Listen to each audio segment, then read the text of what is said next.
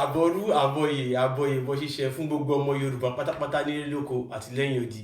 Fídíò tí mo fẹ́ ṣe yìí ìpele 4 ló máa ní, so máa sọ pé eléyìí máa pè ní bóyá part 1. Mo fẹ́ sọ̀rọ̀ nípa the list of pines, lẹ́nu kí n máa lo keyword yẹn, ordered or supported by Muhammad. Àwọn èèyàn tí Muhammadu sọ wípé kí àwọn ọmọlẹ́yìn ẹ̀ tó jẹ́ mùsùlùmí kí wọ́n lọ pa tàbí tó fọwọ́ sí pé kí wọ́n pa wọ́n. So wọ́n pọ̀ díẹ̀. List yìí tí mo fẹ́ kà yìí wọ́n tó bí 43, so 43. Máa mú wá ní ṣísẹ̀ntẹ̀lé.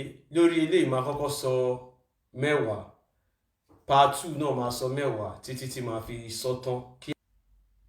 Àkọ́kọ́, number 1, Asma bint Marwan. Muhammadu ní kán pa eléyìí ní January 6, 24, òun ni wọ́n pa. Kí ló ṣẹlẹ̀ tán fi pa? Pine Asma bint Marwan for opposing Muhammad with poetry and for provoking others to attack him. Wọ́n pa ẹni tí à ń pè ní Asma bint Muhammad yìí torí wípé ó kọ ewì kan tí ó jẹ́ àtakò fún Muhammadu. Ó ń jẹ́ kó yé wọn pé Muhammadu ò kì í ṣòjíṣẹ́, wọn bá ṣiṣẹ́ máa sọ. So Muhammadu ní kí wọ́n lọ pa, wọ́n bẹ́ orí ẹ̀. Ẹ lè rí kà ní Ibn Hisham àti Ibn Ishaq Siratu Rasulullah. Ẹ tún lè rí kà ní Ibn Sa'd Kitab al-Tabakat al-Kabir volume 2. Ẹ lè rí kà. Number 2, Abu Afaq yìí arúgbó ni, àgbàlagbà ni. Wọ́n pa ní February 6, 24. February 6, 24. By the Jewish poet Abu Afaq for opposing Muhammad through poetry. Torí eléyìí kí nǹkan ṣe pa ẹni yìí, wọ́n pa torí pé òun náà ó ń tako Muhammadu pé Muhammadu ò ń ṣòjíṣẹ́. Ó dẹ̀ ń kọ ewì láti sọ pé Muhammadu kò ń ṣòjíṣẹ́. And according to Ibn Sa'd, investigating the people against Muhammad. So according to nǹkan tí Ibn Sa'd náà tún sọ, ipe ẹni yìí ó ṣà máa ń àtakò Muhammadu ni ó máa ń ṣe. So Abu Afaq was assassinated. Wọ́n pa ní February 6, 24. Ẹ lè rí kà ní Ibn Hisham, Ibn Ishaq Siratu Rasulullah. Ẹ lè rí kà ní Ibn Sa'd Kitab al-Tabakat al-Kabir volume 2. Number 3, Al-Nadir ibn al-Harith. After the battle of Badr ní March 6, 24, lẹ́yìn tí wọ́n lọ ṣe ìdigunjalè Badr ni wọ́n pa ẹni ní March 6, 24. Kí ló ṣẹlẹ̀ tí wọ́n fi pa? According to Mubarapri, Al-Nadir was captured during the battle of Badr. Wọ́n ti ṣẹ́gun ibì kan tí wọ́n pè ní Al-Nadir, wọ́n ti gbàbẹ̀. So a Quran verse was revealed about Nadir bint Harith. Aya Quran kọ́kọ́ sọ̀kalẹ̀ ni nítorí arákùnrin tí mo dárúkọ ẹ̀, Nadir bint Harith, for mocking the Quran. Torí pé ìyẹn pé Quran, ó sọ wípé ó ní Quran yìí for mocking the Quran as tales of the ancient. Ó pe Quran pé ìtàn àwọn àtijọ́ òun ló wà nínú ìwé yìí. Báwa náà máa ń sọ fún yín pé tẹ́ bá wo Quran, ìtàn ló wà ńbẹ̀. So ẹ̀yin náà sọ pé ìtàn ló wà nínú Quran yìí, irọ́ lásán ni kíní yìí. So he was one of the 2 prisoners who were executed and not allowed to be ransomed by their clans because he mocked and harassed Muhammad. So ó wà náà àwọn méjì tí wọ́n mú. Ìgbà tí wọ́n mú ẹni yẹn pé tẹ́ bá wo àwọn àyà àtàmákà ẹ mú wọn, ẹ séde mọ́ wọn, ẹ lè gba owó ìtúsílẹ̀. So wọn ò jẹ́ kí wọ́n gba owó, wọ́n mọ́jú ò gba owó ìtúsílẹ̀ ẹni yẹn nítorí pé kí ó ti bú Quran. Ó ti sọ pé ìtàn ló wà nínú Quran. Ó dẹ̀ tún bú Muhammad nípa àwọn ewì tóun náà máa ń kọ. And who wrote poems and stories criticizing him. So òun náà máa ń kọ àwọn oríṣiríṣi ìtàn nípa Muhammad pé irọ́ lásán ni Muhammad. Kí ni Muhammad sọ? Nadir bint Harith beheaded by Ali. Muhammad ní kí Ali kó lọ bẹ́ orí ẹ̀. Quran ó wá ní ó sọ̀kalẹ̀ ńjọ́ yẹn. Tẹ́ bá lọ wo Quran 83 verse 13, masari ka Quran yẹn náà fún yín. So àbọ̀ nǹkan tí mo sọ yìí ó wà nù Ibn Hisham, Ibn Ishaq àti Siratu Rasulullah. ẹ ká sáré ka Quran tó sọ̀kalẹ̀, òun ni Quran chapter 83 verse 13. Quran 83 verse 13 ó ní, whenever our revelations are recited to them, they say these are ancient fables. Nígbà tí àwọn àyà wa bá ti sọ̀kalẹ̀ fún wọn, tí a ti kà fún wọn, wọ́n á sọ pé àwọn àkọsílẹ̀ àlọ́ ẹni àkọ́kọ́ ni àwọn nǹkan yìí. Ṣé ti rí báyìí? Àwa náà sọ fún yín pé ìtàn àwọn Júù, àwọn Christian, àwọn ìtàn onítàn náà kàn kọ sínú Quran, wọ́n wá change orúkọ wọn sí àwọn orúkọ irú Isa yẹn wọ́n ní Jésù ni. Báwo ni ó ṣe máa jẹ́ Jésù bí kan tẹ́ sọ orúkọ ẹ̀ di Isa? So irọ́ lásán ni. Wọ́n yí gbogbo àwọn ọ̀tàn yẹn, wọ́n jí, wọ́n wá fún àwọn ẹni yẹn ní orúkọ tọ̀dọ̀ tí wọn. So nǹkan tẹ́ni yẹn sọ nìyẹn, kí Muhammad tó sọ pé kí Ali kó ṣe kíni, kí ó bẹ́ orí ẹ̀. Number 4, òun ni Uba bin Abu Muhaid. After the battle of Badr náà ni wọ́n pa ẹni ní March 624, òun ni Muhammadu nìkan lọ pa. Kí ni nǹkan tó ṣe? Uba bin Abu Muhaid was captured in the battle of Badr. Wọ́n mú òun náà nígbà ìdìgunjalè Badr and was unalived instead of being ransomed. Wọ́n pa lẹ́yìn wọ́n gba owó ìtúsílẹ̀. Muhammadu nìkan pa because he threw dead animal entrails on Muhammad. Torí ó ju àwọn òkú ẹran, ó jùlù Muhammadu and wrapped his garment around Muhammad's neck while he was praying. Ó dẹ̀ fi aṣọ ẹ̀ ó fi yí Muhammadu nígbà tí Muhammadu tó ń kírun. So Muhammadu sọ pé kí ni o, ó ní kí Ali kó ṣe kí ni, kó bẹ́ orí ẹ̀. Ẹ lè rí ká ní Sahih Buhari volume 1 book 9 number 499. Ẹ tún lè rí ká ní Sahih Buhari book 6 volume 6 book 60 hadith number 339. Ẹ lè rí ká ní Ibn Ishaq Sirat Rasulullah. Ẹ lè rí ká ní Al-Tabari volume 9. Ẹ ká lọ sí number 5. Òun ni Ka'b ibn Ashraf. Wọ́n pa eléyìí ní September 624. Kí lẹ́ni yẹn ṣe? According to Ibn Ishaq, Muhammad ordered the followers to unalive Ka'b. Muhammad ní kó lọ pa ẹni yẹn because he had gone to Mecca after Badr and invade against Muhammad. Ẹni yẹn ti kúrò ní lẹ́yìn tí wọ́n ṣe ìdígunjalè Badr, ẹni yẹn ó lọ sí Mecca, ó wá lọ ń ṣàlàyé fún wọn nǹkan tó ṣẹlẹ̀, ó lọ ń ṣàlàyé fáwọn ará Mecca and composed verses in which he bewailed the victim of Quraysh who had been unalived at Badr.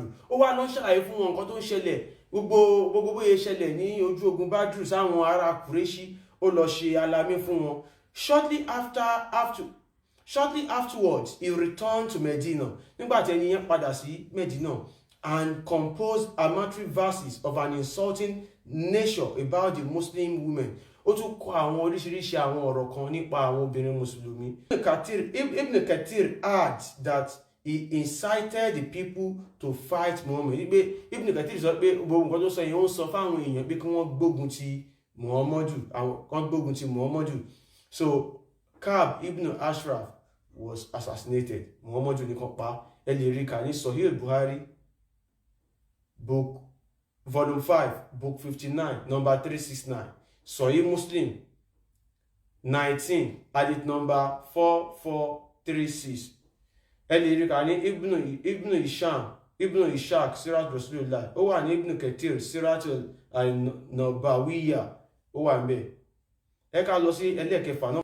Abu Rafi Abi al-Uqaid, wọ́n pa ẹ́ ní December 624. Unalive Abu Rafi for mocking Muhammad with his poetry. Ìyẹn náà kọ ìtàn nípa Muhammadu. Ó jẹ́ sọ Muhammadu yìí ẹni ẹ̀kọ́, ẹni ègbé ni, èèyàn burúkú ni, kò kí ń ṣòjíṣẹ́. Muhammadu sọ pé kí ni, ó ní kí wọ́n mú, kí wọ́n pa. So Muhammadu ní kí wọ́n pa. Ẹ lè rí yẹn náà kà ní Sahih Buhari volume 4 book 52 number 264. Sahih Buhari volume 5 book 59 number 370. Sahih Buhari volume 5 book 59 number 371. Sahih Buhari volume 5 book 59 number 372. Àti bẹ́ẹ̀ bẹ́ẹ̀ lọ. Ó wà ní Ibn Ishaq Sirat Rasulullah. Ó wà ní Al-Tabari volume 7. Tẹ́ bá wo wájú wa, gbogbo ẹ̀ náà làwa náà ti kà. Láṣẹ sọ fún pé kẹ́ lọ yẹ̀wò fún ara yín. Ẹ yé tẹ̀lé ẹnu àwọn àfáàmù, irọ́ lásán ni wọ́n pa. Khalid ibn Sufyan, wọ́n tún ní pa èèyàn kan, Khalid ibn Sufyan ní 625 AD. Now, unalived Khalid bin Sufyan because there were reports he considered an attack on Medina. Torí pé wọ́n gbọ́ pé ìyẹn fẹ́ ṣe ìkọlù sí Medina. That he was inciting the people on Nakla or Urana to fight Muhammad, to fight Muslims. Wọ́n ní ìyẹn sọ fáwọn ará Nakla àti Urana pé kí wọ́n bá àwọn Mùsùlùmí kí wọ́n gbógun ti wọn. So Khalid ibn Sufyan was assassinated. Wọ́n pa òun náà. Ẹ lè rí ká ní Musnad Ahmad volume 3 number 496, Sunnah Abu Dawud 1244, Ibn Ishaq Sirat Rasulullah ó wà ńbẹ̀, Al-Tabari volume 9 ó wà ńbẹ̀. Number 8 ẹlẹ́ẹ̀kẹjọ ẹni tó tún pa Abu Azza Amir bin Abdullah, wọ́n pa yẹn ní March 625. Behead Abu Azza bin Abdullah al-Jumahi because he was a prisoner of war captured during the invasion of Amr al-Assad. Wọ́n mú ẹni yẹn, wọ́n wà náà àwọn tí wọ́n kó lẹ́rú nígbà tí wọ́n lọ ṣe ìkọlù sí Amr al-Assad. Ibẹ̀ náà ti mú ẹni yẹn. That Muhammad released once. Muhammad di fìgbà kan fílẹ̀, but he took up arms against him. Ó tún mú iye nǹkan ìjà ó fẹ́ fi kọlù Muhammad. Muhammad sọ pé kí Ali kó bẹ orí ẹ̀, wọ́n dẹ̀ bẹ orí ẹ̀. Al-Tabari volume 7 ó wà ńbẹ̀. Foundation of the community ẹ máa rí kà ńbẹ̀. Number 9, Muawiyah bin al-Mughira. Muawiyah bin al-Mughira, wọ́n pa yẹn ní March 625. Unalive Muawiyah bin al-Mughira because he was accused by Muslims of being a spy. Wọ́n ní ìyẹn pé ó máa ń ṣàlàmì fáwọn ọ̀tá Mùsùlùmí, àwọn ọ̀tá Islam, ó ṣàlàmì fún wọn, torí ẹ̀ ni wọ́n ṣe pa. He went to Uthman, his cousin, for shelter. Ó lọ sọ́dọ̀ Uthman tó jẹ́ cousin ẹ̀ fún ààbò, bí kí yẹn gbà sílé. And Uthman arranged for his return to Mecca. Yẹn dẹ̀ sì jẹ́ pé ó tún fi ránṣẹ́ bó ṣe máa padà sí Mecca. But he stayed too long in Medina. But ó pẹ́ ní Medina. After Muhammad heard he was still in Medina, then tí Muhammad gbọ́ pé ó ṣì wà Medina, he ordered his death. Muhammad ní ó yá ẹ lọ ṣe kí ni ẹ lọ pa. Ẹ máa rí kà ní Ibn Ishaq Siratu Rasulullah. Number 10, Ali-Harith bin Suwaida.